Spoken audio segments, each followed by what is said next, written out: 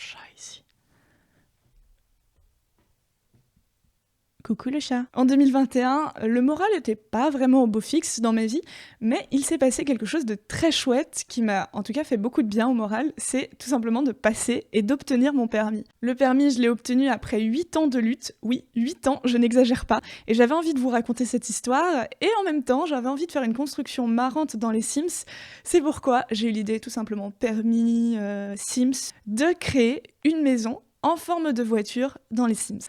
Donc on se retrouve à Newcrest, dans les Sims, où j'ai créé cette maison en forme de voiture, inspirée d'une autre maison en forme de voiture que j'ai trouvée sur Internet.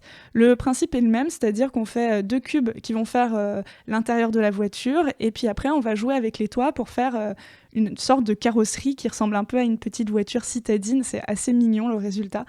C'est assez simple à réaliser, donc n'hésitez pas, si vous voulez, à faire des captures d'écran, si vous voulez vous-même en réaliser dans le jeu.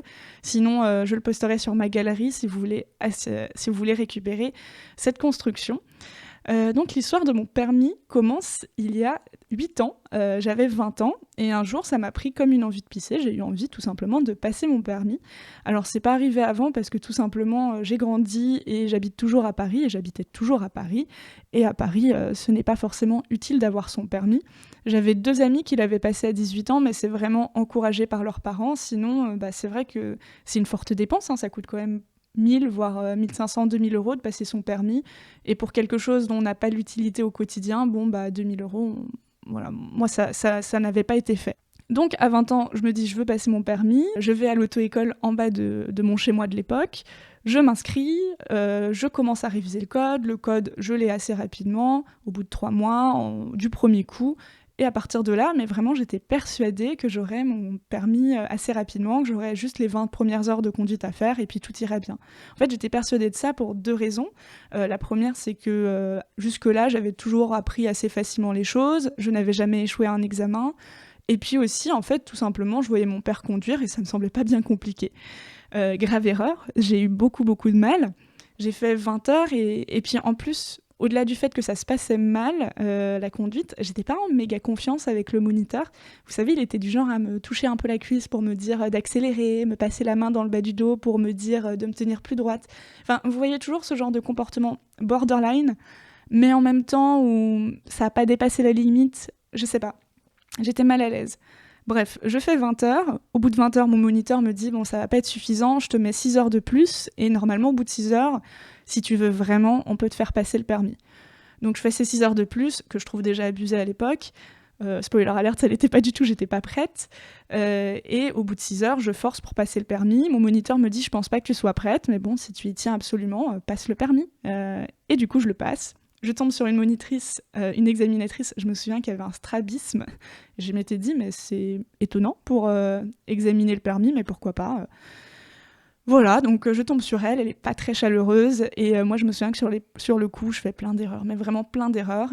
Et en même temps, orgueilleuse comme je suis à l'époque, je me dis, c'est vraiment, elle est pas sympa la monitrice, elle aurait pu m'encourager, l'examinatrice, pardon.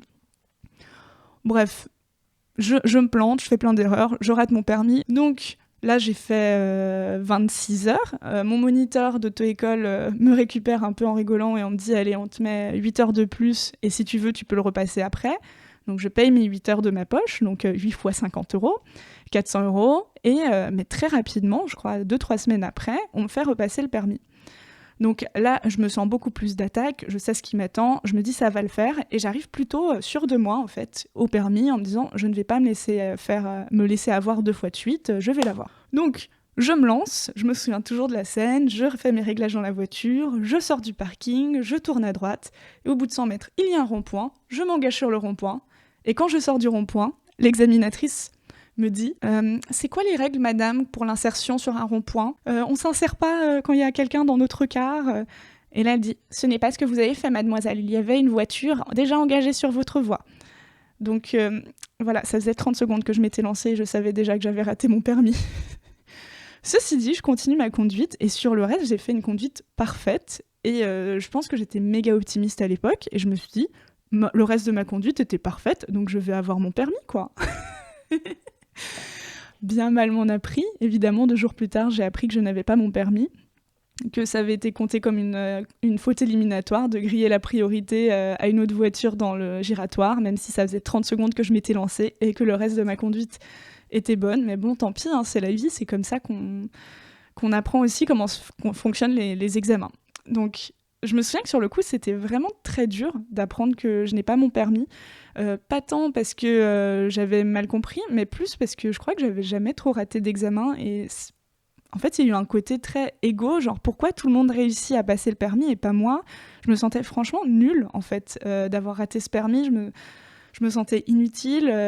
J'avais l'impression de pas réussir un truc de basique. Et à partir de là, d'être moins bien que les autres, je pense que c'était ça un peu mon état d'esprit. Et puis bon, finalement, j'ai refait quelques heures avec cette auto-école. Et ce qui s'est passé, c'est que cette auto-école, comme je disais, était située en bas de chez moi de l'époque. Sauf que je vivais dans ce chez moi de l'époque avec mon ex et on s'est séparés quelques semaines après. Donc quelques semaines après, j'ai juste déménagé dans un tout autre quartier et voilà, j'ai un peu refait ma vie. Et là, il y a un autre problème, c'est juste que j'ai déménagé loin de l'auto-école.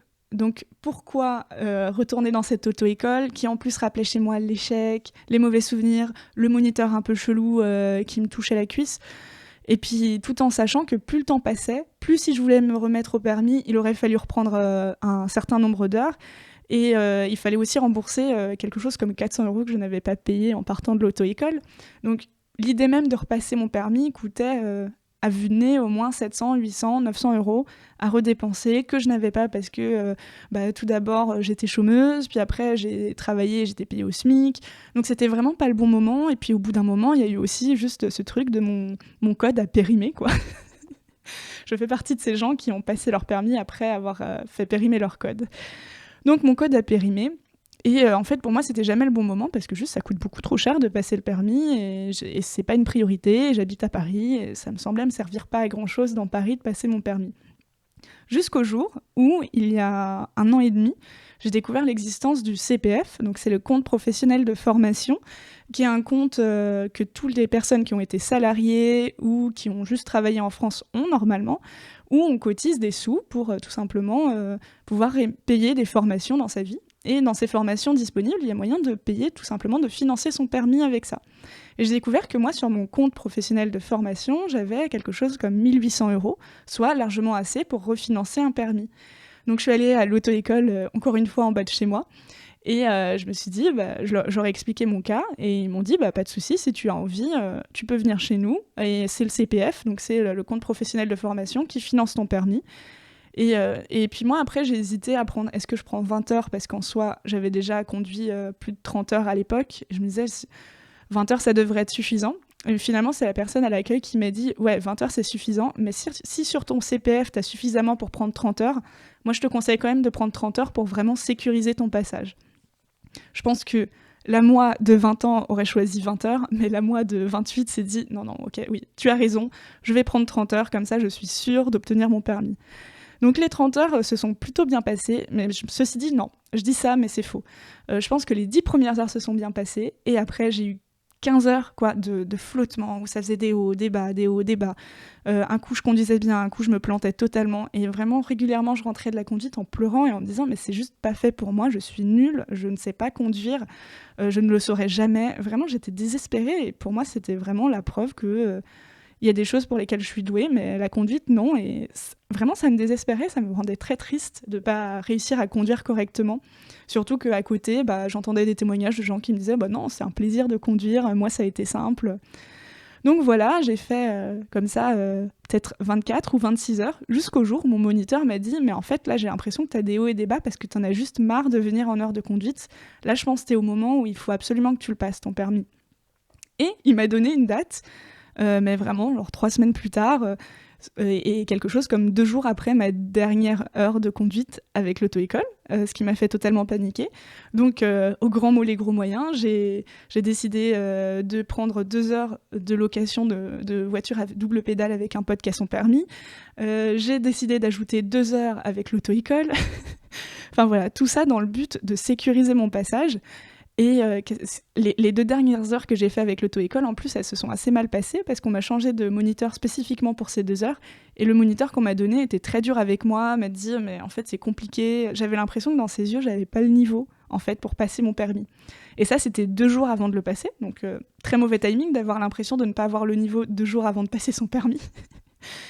Et là, je vous donne le truc qui m'a sauvé la vie, c'est que dans la panique, j'ai posté un tweet en disant je panique de ouf à l'idée de passer mon permis, je l'ai raté déjà 2 fois il y a 8 ans, est-ce que vous avez une aide à me donner pour juste arrêter de stresser? Parce que le gros souci dans tout ça, c'est juste que je stresse trop quand je conduis.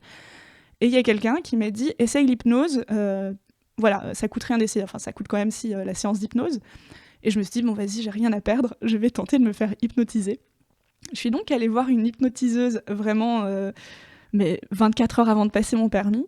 J'ai pas trop compris ce que ça a fait. Honnêtement, sur le coup, je me suis dit ouais, je fais semblant d'être hypnotisée, ça sert à rien. Et j'en suis sortie plutôt détendue, j'ai bien dormi, et je me souviens toujours, mais le truc méga étonnant, la conduite, ça s'est super bien passé. Tout simplement, je suis arrivée à l'examen, j'ai l'impression d'avoir mieux conduit que jamais. Et voilà quoi, en fait tout s'est déroulé mais sans accroc, c'était magnifique et j'en étais un peu à un stade genre bon bah écoutez je pense que je vais l'avoir. Ceci dit si j'ai fait une erreur pendant la conduite, mais mon moniteur m'a dit directement en sortant l'examinatrice ne va pas la compter dans tes résultats donc tu vas l'avoir.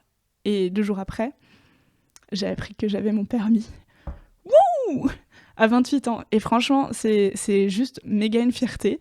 Tellement une fierté que je pense que là, ça fait 1 mois que j'en parle à tout le monde de mon permis et du fait que je l'ai eu. Je sais que c'est pas fini, je sais qu'il y a encore des galères qui m'attendent, mais j'ai mon permis et ça, c'est cool. Voilà, j'espère que cette histoire de permis vous aura plu. N'hésitez pas à me raconter vous aussi votre histoire de permis en commentaire. Sur ce, je vous dis à demain pour une nouvelle vidéo et à bientôt. Le chat en a eu marre de mes histoires de permis.